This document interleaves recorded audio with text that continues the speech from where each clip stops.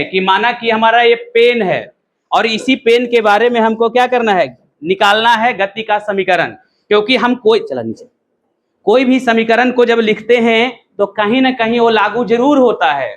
तो जो हमारा पेन है इस पर ये समीकरण लागू होता है, क्योंकि हम जानते हैं कि जब इस पेन को फेंका जाएगा तो इस पेन में प्रारंभिक वेग u उत्पन्न होगा ना, प्रारंभिक वेग u उत्पन्न होगा और t समय के साथ उसके त्वरण में क्या होगा, परिवर्तन होगा, जिसके कारण अंतिम वेग क्या प्राप्त कर लेगा, v प्राप्त कर लेगा। तो इसी को हम लैंग्वेज में लिखते हैं कि माना कि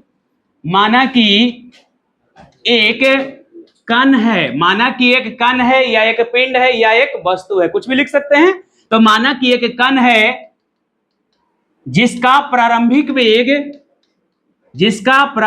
वेग कितना है, जिसका प्रारंभिक वेग u है। क्या है प्रारंभिक वेग, u है। या इसको हम लैंग्वेज को यह भी बोल सकते हैं कि एक कण है जो u प्रारंभिक वेग से फेंका जाता है, भी बोल सकते हैं ना, जिसका प्रारंभिक वेग u है।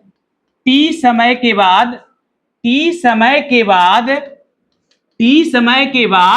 a त्वरण से अंतिम वेग भी प्राप्त करता है। थोड़ा सा देखिए लैंग्वेज चेंज होगा कल वाला से। कोई जरूरी है कि फिजिक्स में जितनी बार पढ़े आप वही लैंग्वेज का यूज करें, बार बार लैंग्वेज चेंज होना चाहिए, तब फिजिक्स केमिस्ट्री का मतलब हुआ। सेम लैंग्वेज का मतलब क्या हुआ, किताबी नॉलेज हो गया। किताबी नॉलेज नहीं होना चाहिए, अपना एक लैंग्वेज बनता है फिजिक्स में। तो क्या माने हैं, माना कि एक कण है, माना कि एक पिंड है, माना कि एक वस्तु है जिसका प्रारंभिक वेग कितना है, u है। t समय के बाद निश्चित है कि समय चेंज होगा तो परिवर्तन क्या होगा, त्वरण में। तो a त्वरण से अंतिम वेग v को प्राप्त कर लेता है। अब यहाँ पे हम बोले थे कि इसमें चेंज क्या हो रहा है, त्वरण। क्या चेंज हो रहा है, तब लिखे थे ना एक फॉर्मूला, त्वरण a बराबर क्या होता है, v बटा t, यानी त्वरण बराबर वेग बटा समय होता है ना, यानी वेग में परिवर्तन की दर को ही क्या कहते हैं, त्वरण कहते हैं।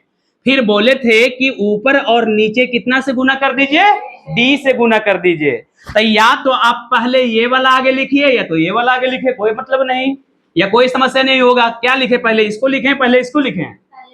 अच्छा ठीक है, तो पहले हम dv बराबर a इंटू dt को लिख लेते हैं। लिख लिए, गुना किए ना, यानी dv को इधर ले आए, a इंटू dt को यहाँ पे लिख लिए। अब क्या करना है, तो हेडिंग में कह रहा है कलन विधि से इसको साबित करना। तो अब लगाना है दोनों ओर, क्या लगाना है, दोनों ओर समाकलन करने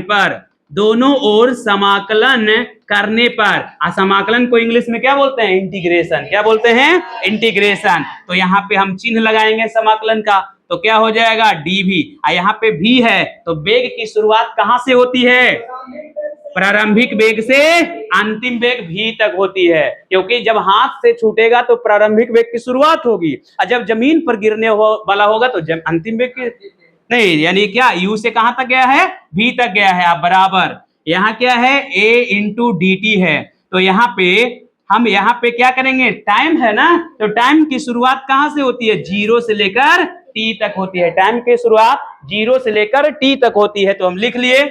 अब क्या करते हैं, इसका इंटीग्रेशन करते हैं। तो आपको बताया गया है कि dx है तो dx का इंटीग्रेशन x, अगर dm है तो dm का इंटीग्रेशन m, अगर dy है तो dy का इंटीग्रेशन y, यानी जो भी यहाँ पे रहेगा वही उसका इंटीग्रेशन कहलाएगा। तो dv है, इसका मतलब क्या हो जाएगा, v। आप जानते हैं ना कि जब इंटीग्रेशन हटता है तो चिन्ह खत्म हो जाता है, और जो लेफ्ट साइड में लिमिट है वो कहाँ चला जाता है, राइट साइड में, यानी कहां से, u से ना, u से v तक, यानी यहाँ पे u हो जाएगा और यहाँ पे v होगा। इसका भी इंटीग्रेशन हटाएंगे तो बड़ी ब्रैकेट आएगा, a कांस्टेंट है तो कांस्टेंट कहाँ चला जाता है, बाहर। क्या बचा, dt। क्या बचा, dt। तो dt का क्या हो जाएगा, t ना, तो यहाँ पे लिखेंगे t, और लिमिट 0 से लेकर कितना है, t तक है। हो गया। अब हम क्या जानते हैं, upper limit minus lower limit. Upper limit minus lower limit का यूज करेंगे तो फॉर्मूला लिखेंगे upper limit minus lower limit. इसका मतलब हुआ कि ऊपर वाले को अपर लिमिट कहते हैं और नीचे वाले को लोअर लिमिट कहते हैं। इसको भी अपर लिमिट और इसको भी लोअर लिमिट। तो जो अपर लिमिट में है वो माइनस से पहले रहेगा और जो लोअर लिमिट में है वो माइनस के बाद रहेगा। तो देखिए बारी बारी से इस भी के जगह पे इन दोनों का मान रखते हैं। तो पहले अपर लिमिट में भी है तो भी का मान भी के जगह पे रखेंगे तो भी ही मिलेगा, और अब भी के जगह पे यू का मान आएगा तो माइनस क्या हो जाएगा, यू हो जाएगा। अब बराबर, क्या दिक्कत है यहाँ पे किन्हीं को? हम यहाँ पे कुछ नहीं कर रहे हैं, यहाँ पे भी हो, एक्स हो, वाई हो, कुछ भी हो, हम यहाँ पे भी को मान रखेंगे तो भी हो जाएगा। फिर माइनस लोअर लिमिट है तो लोअर लिमिट में यू है तो अब भी के जगह पे यहाँ पे क्या रखेंगे, यू रखेंगे बराबर। उधर भी वैसे ही कहानी है, ए है और ब्रैकेट में रखेंगे अपर लिमिट, अपर लिमिट में यहाँ भी पहले से टी है और अपर लिमिट में टी रखना भी है तो कितना हो जाएगा टी, अब माइनस लोअर लिमिट में कितना है, जीरो, तो टी के जगह पे जीरो रखेंगे तो जीरो ही ना होगा। तो इस प्रकार से v माइनस यू बराबर कितना बचा, 80, आइए गुने जीरो कितना हो जाएगा, जीरो ना हो जाएगा ये। इसका मतलब इसको सरियाएंगे तो v बराबर इसको उधर भेजेंगे तो u प्लस कितना हो जाएगा 80। इसी को ना प्रूफ करना था, कोई नहीं भी लिखे हैं।